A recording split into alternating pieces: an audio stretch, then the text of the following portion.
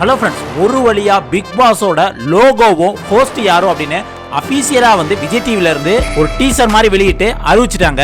அது சும்மா சூப்பராகவே அருமையாக இருந்தது. அதைத்தான் இந்த வீடியோல டீகோட் பண்ண போறோம். அதுல சில விஷயங்கள் சூச்சகமா சொல்லியிருக்காங்க. அதையும் இந்த வீடியோல பார்க்க போறோம். அதுக்கு முன்னாடி வீடியோவுக்கு ஒரு லைக் பண்ணிட்டு பாருங்க. ஃபர்ஸ்ட் அந்த வீடியோல என்ன இருக்குன்னு பாத்துருவோம். அதாவது விஜய் சேதுபதி ஒரு கண்ணாடி அறையில உள்ளுக்கு வராரு. அது பாத்தீங்கன்னா ஒரு ஷோரூமா இருக்கு.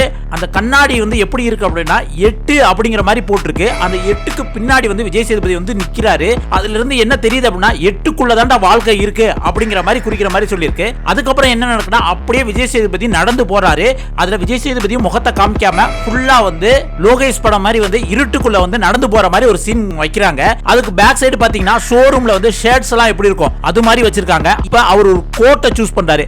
அது கோட்டும் பல கலர்ல இருக்கு. அதுலயும் லைட் கிரீன் ஷேடு வச்சிருக்க ஒரு கோட்டை எடுத்து அப்படியே மாற்றாரு. அப்படியே அதோட ஷேடை சோத்துல தெரியற மாதிரியும் வச்சிருக்காங்க. அதுக்கப்புறம் விஜய் சேதுபதியோட முகத்தை காமிக்கிறாங்க. அதுல அவர் லைட்டா சிரிச்சு ஒரு கண்ணடிக்கிறாரு.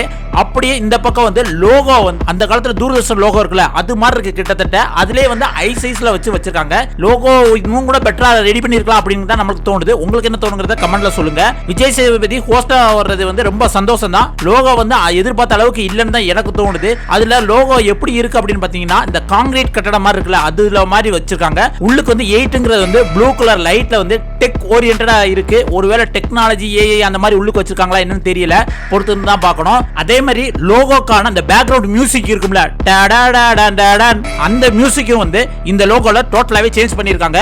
அதுவுமே இன்னும் கொஞ்சம் செட் ஆகல அப்படிங்கிற மாதிரி தான் நமக்கு தோணுது. ஒருவேளை போக போக நம்மளுக்கு பழகிருமோ அப்படிங்கிற மாதிரி தான் சொல்ல தோணுது. இதுல முக்கியமான விஷயம் பார்க்கணும் அப்படின்னா இதுல ஸ்பான்சர்ஸே இல்ல. ஏன்னா எப்பயுமே லோகோ அதுக்கு கீழேயும் மேலேயும் ஸ்பான்சர் இருப்பாங்க.